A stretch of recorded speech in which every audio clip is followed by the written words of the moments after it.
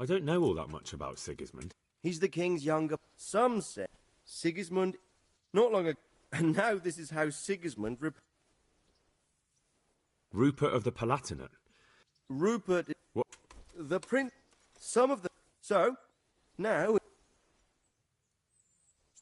That's about all.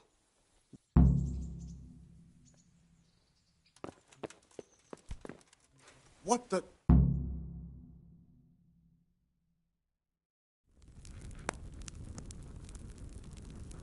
I believe we have written it well, gentlemen.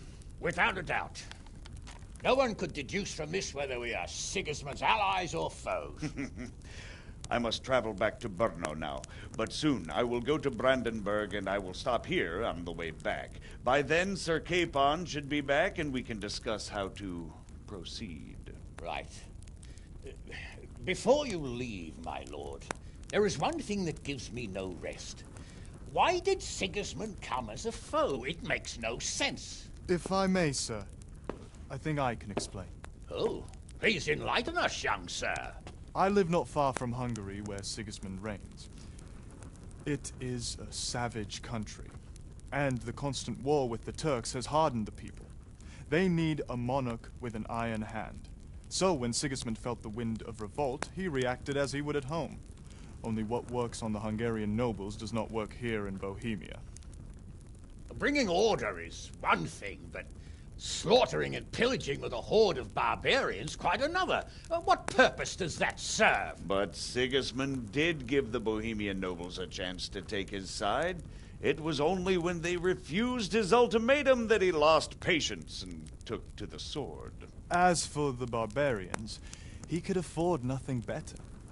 The Hungarian nobility would gain nothing from joining his campaign in Bohemia. He didn't... What?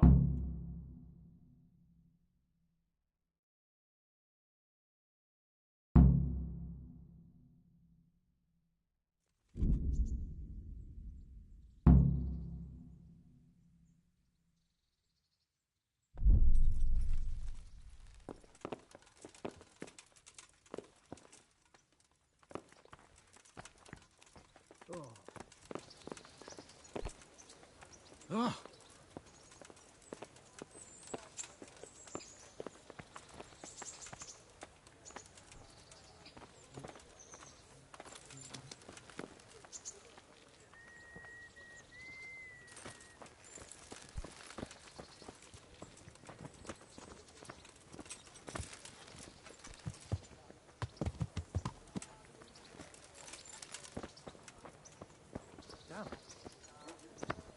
So, can we set off now, Henry? Of course.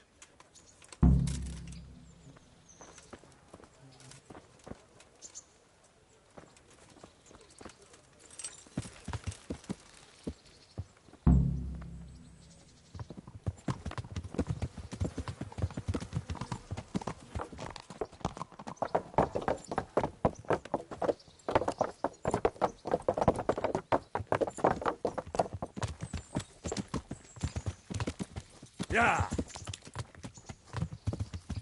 Yeah.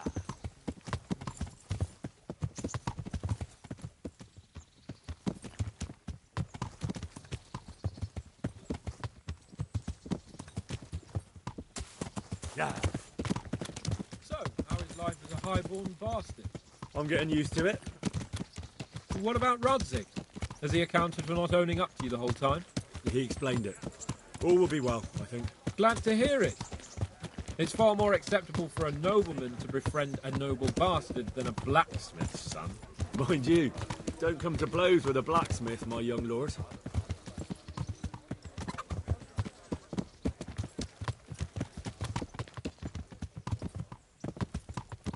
What do you think about Sir Jobst and his plan? Well, I admit all the scheming has me a little lost. I thought Sigismund was the devil, Wenceslas a martyr, those on his side the heroes, and those against him the villains. I believed we'd rescue the king and all would be well again. But now it looks a lot more complicated. Yeah, exactly. I didn't expect the noble lords to be as noble as the angels, but I hadn't expected such a sewer. They behave like children. I can't fathom how after all this backstabbing they're somehow still on speaking terms. I don't know either. Beggar's belief.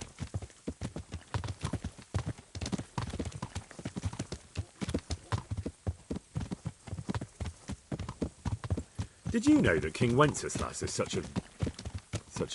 Feckless drunkard? Not really. And to be honest, I'm not sure I wanted to know. I slept better believing my fate was watched over by a wise and powerful monarch. So did I. What a dismal world when you can't keep trust in your own king. On the other hand, times were better with him here than with him gone. Isn't that the truth?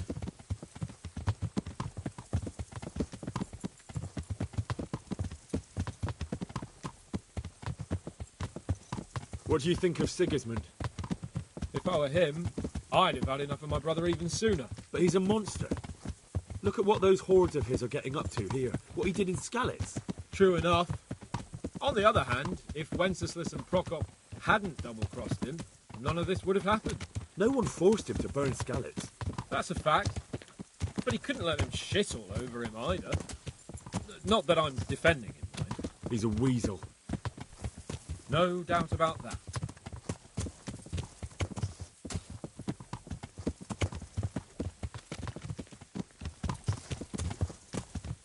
Do you know anything about Prokop? Sir Hanush could tell you a thing or two about him. Why? Last winter, a certain Sir Jan Sokol of Lamberg, a well-known knight, or robber baron to some, tried to occupy the city of Iglau, which was on the orders of none other than Prokop. And what has that got to do with Hanush? Well, he was there with him. Of course, that's not something to brag about in front of Jobst. And what was it all about? They wanted to occupy a city that was on the side of the League of Lords, but despite there being several hundred strong, they didn't take it. For one thing, they couldn't get past the Iglau women, with their pitchforks and cauldrons of hot water. I would never have thought of Sir Hanush as such a rebel. Yeah. And have you heard anything about Rupert of the Palatinate? A little. He can't manage even to wrest power from a king who doesn't much care for ruling and isn't fighting back. That doesn't seem like a man who has what it takes to rule. And that's all I need to know.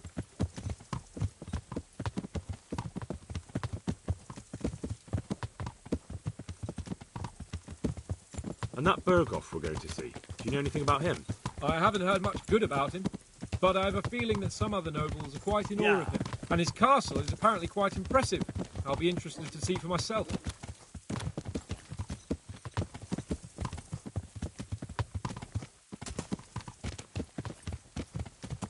And what about the League of Lords?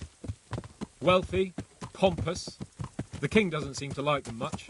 He's chosen to let the lesser ranks of the nobility into his circle, men like your father. I admit I don't blame him one bit. But the lords weren't happy about their lost influence, so they put their foot down. If I were Wenceslas, I'd have let them hang after they abducted me the first time. But he gave them seats at the provincial council? Little wonder they're back at their old tricks.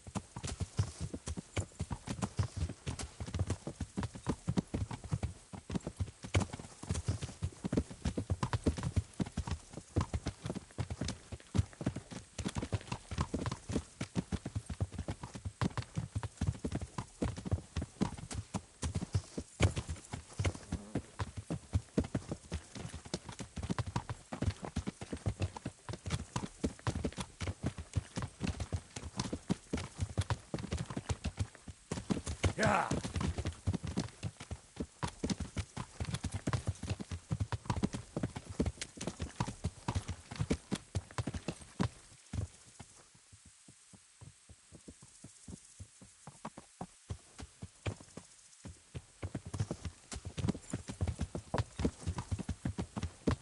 Yeah.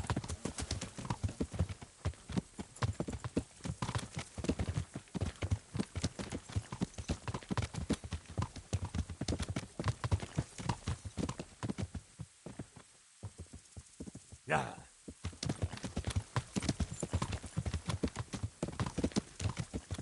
Yeah.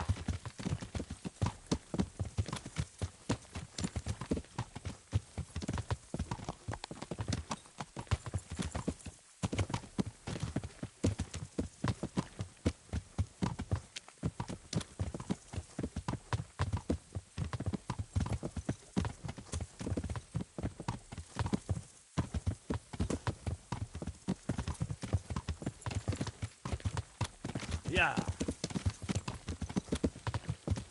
Yeah.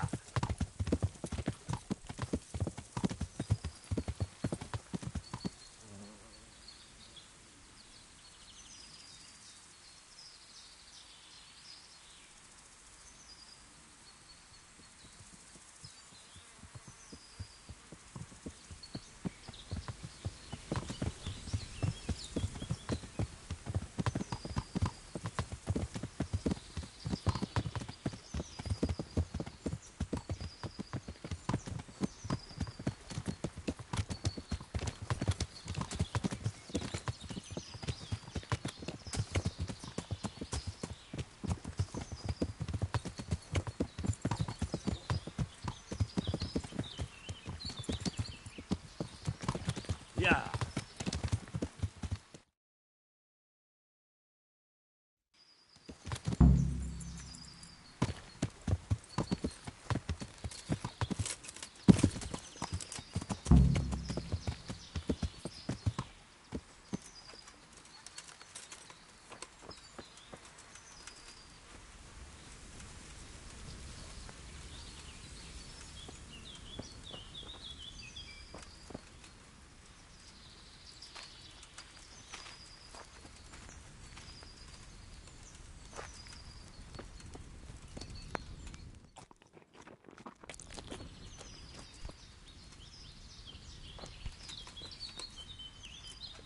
How about it, Henry? Can we go? Are you ready for this?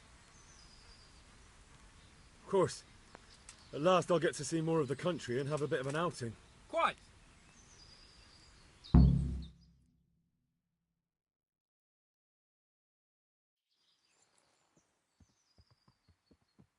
Let's get to it then. I finally have the feeling we're doing something worthwhile. We're helping to save the king.